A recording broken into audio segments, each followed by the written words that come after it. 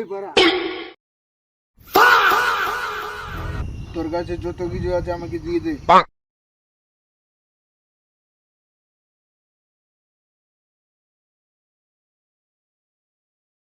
এইবারে আমি তোকে ছুরি দেখাচ্ছি, তবু আমাকে দেখে তোকে ভয় লাগছে না?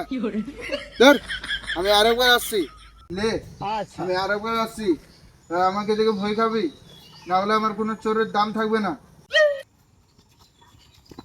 এইবারা তোর কাছে যত কিছু আছে আমাকে দিয়ে দে।